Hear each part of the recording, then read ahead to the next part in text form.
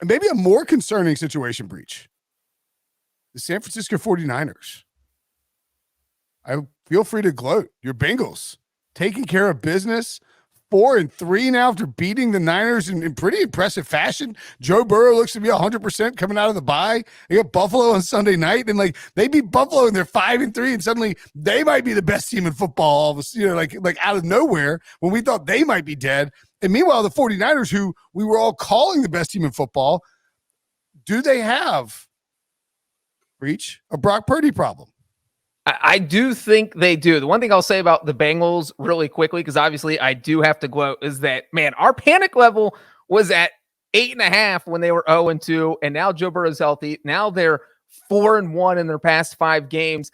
And look, there was one play in the first quarter, I think maybe the Bengals' first possession. It was 3rd and 10 for the Bengals. Joe Burrow got hit like 7 different times, and if he had his injured calf, he would have gone down in a second. Play is over, but instead he scrambled out, made a 10-yard completion, got the first down, and right there, it was game over. It just felt like old Joe Burrow's back. This is the guy the Bengals needed all year, and you could really see the difference of what happens when Joe Burrow's able to extend plays. Is the Bengals' offense is just so much better, and we saw that with just his scrambling ability. I mean, he had 43 yards rushing against the 49ers when he had, I think, 1 scramble in the first 2 weeks of the season because he was afraid to run on his bad calf. As for Brock Purdy, I do think you have to be a little bit worried if you're a 49ers fan. I think one of the things that we found out is that, look, his kryptonite right now is that he is not good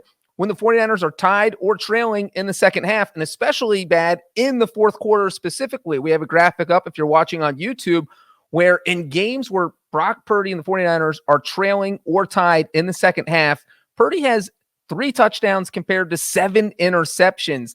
His passer rating, 72.2. When the 49ers are leading, he has 8 touchdowns, 0 interceptions, and his passer rating is 129.5. So he's a completely different quarterback. And the thing here is that the 49ers are so reliant, not even on game script, but I mean, Purdy is on the very high end of a game manager. I mean, that's what Kyle Shanahan wants. But when you're trailing, the game managing's out. You have to make plays to get your team back in it. And Purdy has not shown that he's able to do that. And now we're on a 3-game losing streak. Brenton, are you concerned?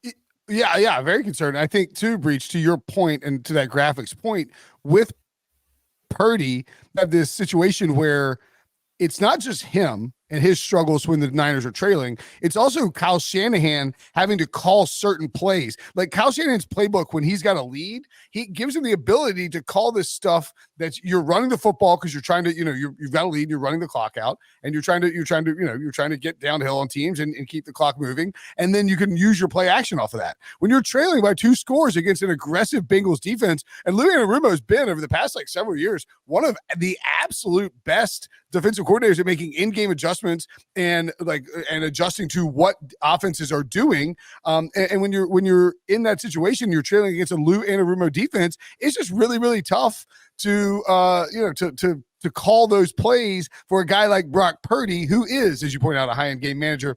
Wilson, I'm curious. One, I know that you mentioned Joe Burrow was the second leading rusher on HQ. You mentioned this, second leading rusher on the Bengals team. And so thoughts on Burrow, who I believe you listed as your big winner on HQ with Joe Musso before the show. And then 2, panic level on Brock Purdy. I'll start with Brock Purdy.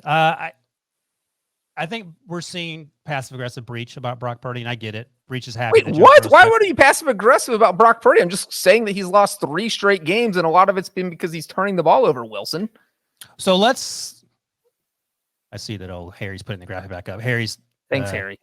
Harry made the point too in the chat about the concussion thing too, and I heard Tim Hasselback real briefly right before we stopped on the podcast. It's like the NFL stopped letting players. Purdy's been the first guy, but like to come back from this from a concussion suffered like the week before or during the week, etc. And like Tim Hasselback noted that you do have to be like thinking quick. You have to be thinking quickly and to be on your toes, and like you need to be sharp headed and your mind is racing when you're a quarterback out there. And so maybe that is a situation that the 49ers should have thought about. And maybe they should have played Sam Darnold. So last week, those 2 interceptions came after the concussion. So, and before that, he had actually played pretty well those first 3 quarters. And you can argue about the throws and who was at fault. He threw the interception, so he has to own those, and that lost to Minnesota. The Jermaine Pratt play was a fantastic play. I'm not going to put that on Purdy. Logan Wilson made a fantastic play. Terrible throw. But Tony Romo actually talked about this during the telecast. It looked like Logan Wilson was going to go in the other direction, and then he sort of did the old 180 on him and pulled a fast one. All those are his interceptions. He has to own them. I don't think he is playing to the point where Kyle Shanahan should be concerned. Now, whether I'm based on just what my eyes have told me, Sam Darnold would have started if Kyle Shanahan didn't think that Brock Purdy couldn't do it. And Brock Purdy made some pretty good throws in this game as well. As for Joe Burrow, Breach, I don't know if you saw this, but the most efficient quarterback in Bengals history, surpassing someone named Ken Anderson, one of my favorite players growing up, along with Jim Breach, of course, and Carson Palmer. 28-32, 283, 3 touchdowns. You mentioned the rushing, second leading rushing. And by the way, we'll mention this, Breach. I'll ask you this quickly, and then we can move on. But the Bengals have struggled running the ball all year. Joe Mixon got going, and of course, Joe Burrow did his part. Do you have to feel a little better about the balance now that we've seen on this offense, especially against that 49ers defense? Yeah, absolutely. I mean, I wondered where this balance was when Joe Burrow was actually hurt. I mean, that's when they should have been running the ball. The Bengals running numbers, half the reason they've been down is because they just don't run the ball. They weren't running the ball. And one of the reasons they did that is because Joe Burrow had to take every snap out of shotgun while he was injured. And that became an issue with the run game. So I didn't think the Bengals run game was bad in the first few games because it was actually bad. It was just because of the way the offense had to be run due to Burrow's injury. I mean, that injury was ruining everything. It was causing havoc. And so now everything's back to normal. And I think they will be good going forward. Your happiness, your life, So happy. Cincinnati chili, everything.